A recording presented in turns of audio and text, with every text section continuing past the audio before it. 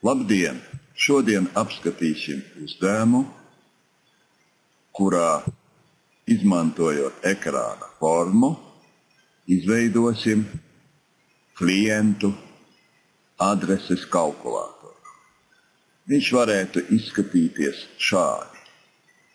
Mēs izvēlamies no ielu saraksta vajadzīgo ielu. Ar slēdzīšiem mēs iestādām mājas numuru un dzīvokļa numuru, un ar pogu adrese mums tiek izveidota salikta adrese šim klientam.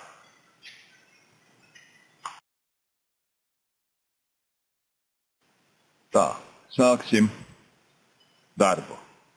Developer, Visual Basic, atverās redaktora loks, veidojam formu, insert user formu.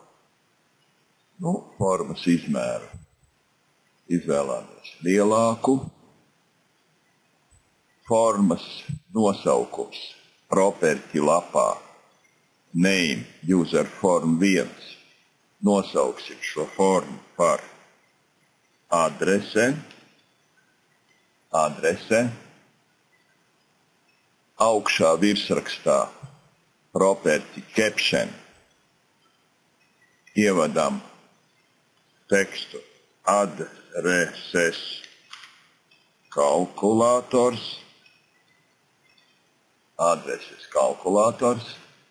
un tagad sāksim veidot vajadzīgas pogas. Mēs izmantosim combo box un spin button pogas vai slēdzīšus. Vispirms combo box poga atrodas kā arī citas toolbox panelī. Meklējām viņu šeit, combo box ir šeit 4. Tad šeit mēs izvēlēsimies adresi. Ielas nosaukuma adresi.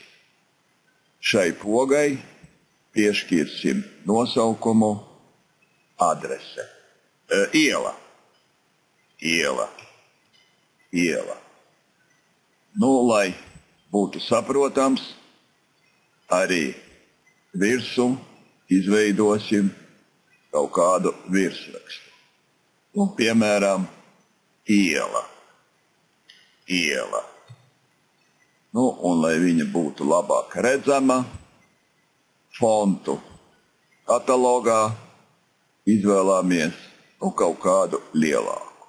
Iela un property var arī vēl, text alignment izvēlēties centrēt.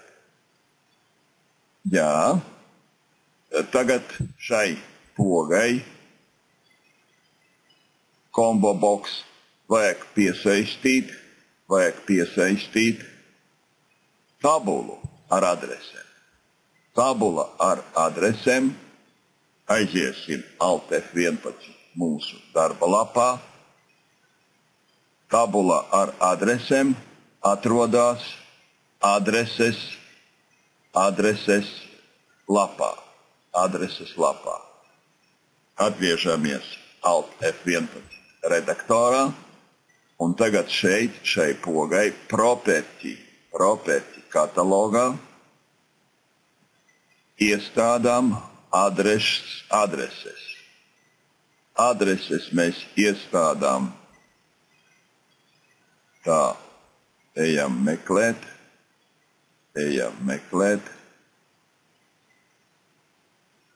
Row source. Tad, varētu teikt rindu izvēle. Šeit row source. Tad mēs izmantosim adreses lapu. Tad norādām adreses ar izsaukuma zīmi. Tagad vajadzētu apskatīties arī, viņš rāda, šeit man kļūdu, tad es aizmirsu apskatīties, kādas šeit būs adreses. B1, B10. Atgriežamies atpakaļ, vēlreiz ejam uz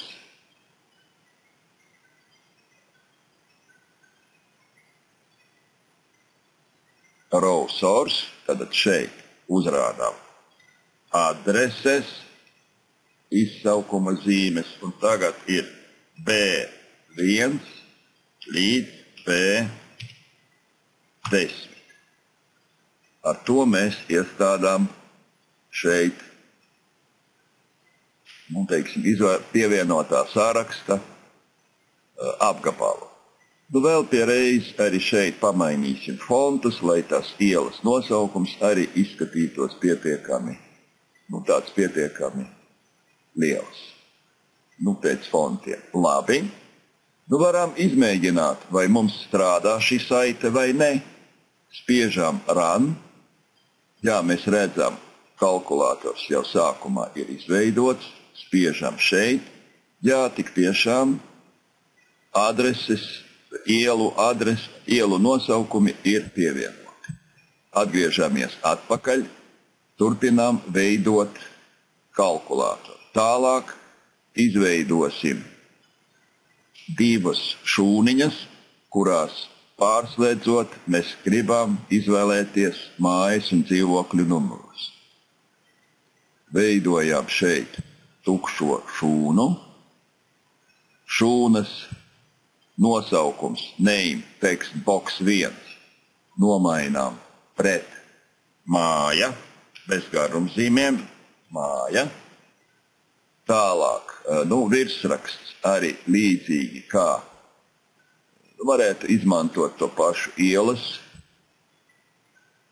tekstu caur copy, viņu, lai būtu vienāds noformējums, un šeit rakstām mājas numurs. Mājas numurs. Līdzīgi izveidojam arī, šeit šajā šūniņā mēs gribam pievienot jau sarakstu ar diskrētiem skaitļiem. Tāpēc šeit izmantosim pogu, kuras nosaukums ir spin button. Spin button. Šeit, blakus pie tā numura, izveidojam tādu slēdzīti. Uz augšu, uz leju.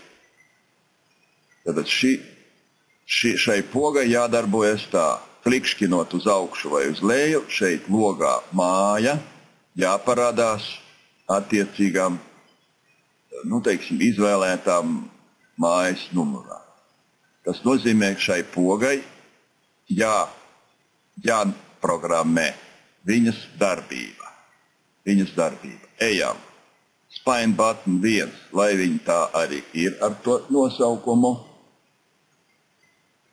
Varētu varbūt saīsināti SB1. SB1 šī poga sauksies. Tā, kur mēs ejam zemāk, minimālais skaitlis ir pievinieks, māja numur 1, maksimālā 100. Un small change, tad kāds ir solis? Vieninieks. Labi, tā, tagad vajag saprogrammēt, lai, šī poga būtu attiecināma uz mūsu šūniņu māja. Kā to darām? Uz tās pogas klik, mēs redzam SB1 change, viņa maina ko? SB1 change, viņa maina ko? Viņa šūniņai māja,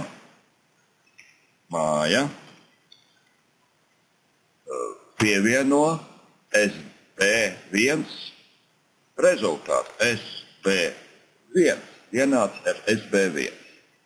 Atgriežamies atpakaļ un pārbaudām, kā mājas šūniņā viņai vēl varbūt fontus vajadzētu tādus reiz lielākus. Fonts, 16, jā. Un tagad izmēģināsim, kā tas viss darbojās. Run. Ielas nosaukums tas ir pats par sevi.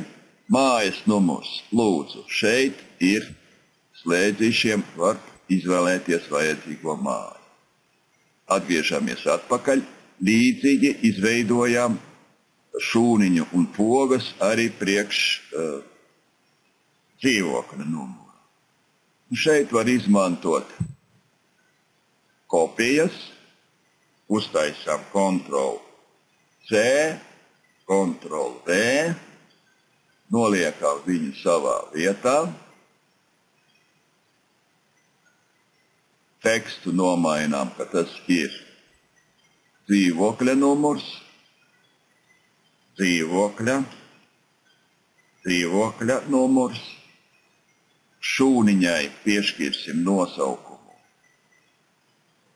teiksim, dzīvoklis,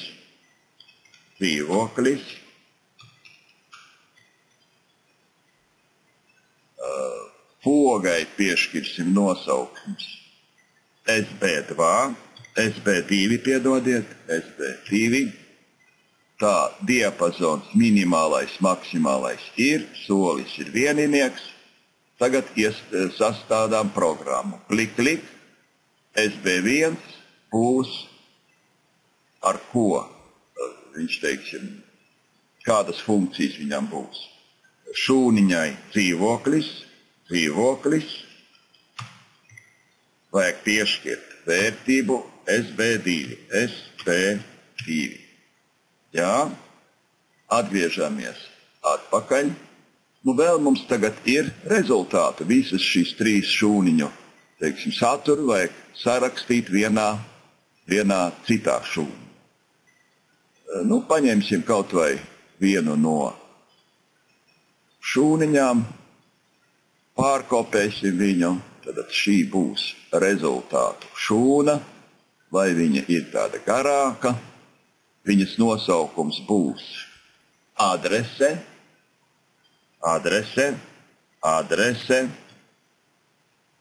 Nu, nav labi, ka te ir, teiksim, tas nosaukums vienāds adrese. Tad varbūt rakstām adrese sum.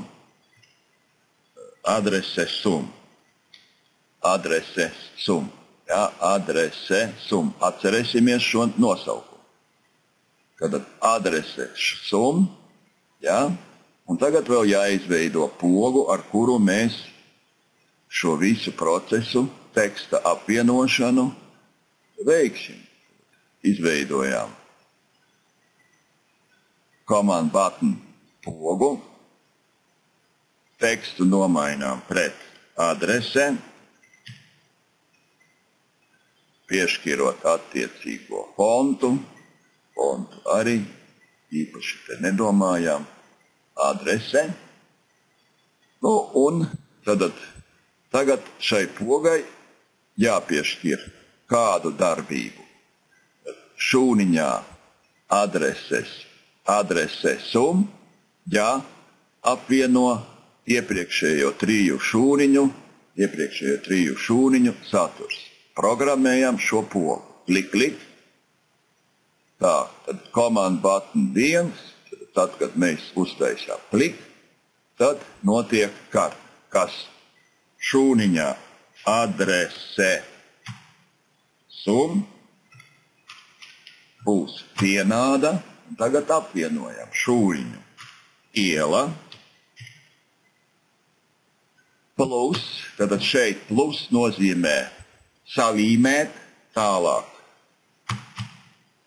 Ievadām atstarpīti pēc ielas nosaukuma, tālāk pievienojām klāt mājas numuru, nosaukums māja, tālāk pievienojām klāt aiz mājas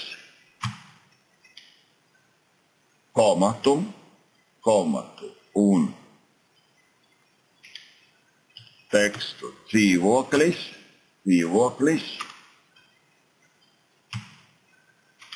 tā, un plus vēl dzīvokļa numurs.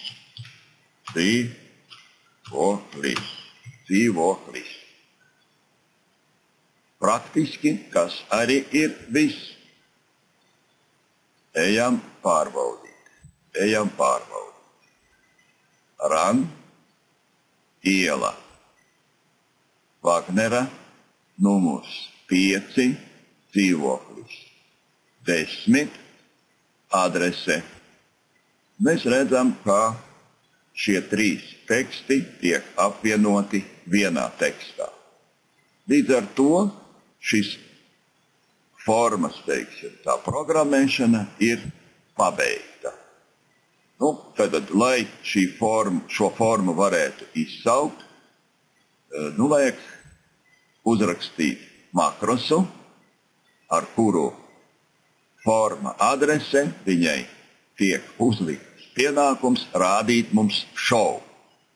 Insert moduls, moduli, insert procedūre, nosaukums būs adreses kalkulators, lai būtu nosaukums saprotams, jā, un formu adrese, punkts, taisam viņam show. Jā, ejam tagad darba lapā, vienalga kaut vai tajā mūsu lapā piemērs, un izmēģināsim developer, makros, adreses kalkulators run, ielas izvēlāmies nosaukumu, māju izvēlāmies no sāraksta, dzīvokli izvēlāmies no sāraksta, var arī rakstīt iekšā šajās šūnās un apvienojām. Līdz ar to uzdevums var uzskatīt ir pabeigts. Mums vēl, teiksim, tajā paraugā pabeigts. Jā, tad bija vēl autora, teiksim, autora uzvārds, to var pielikt kā vienkāršo tekstu. Ar to arī beidzām.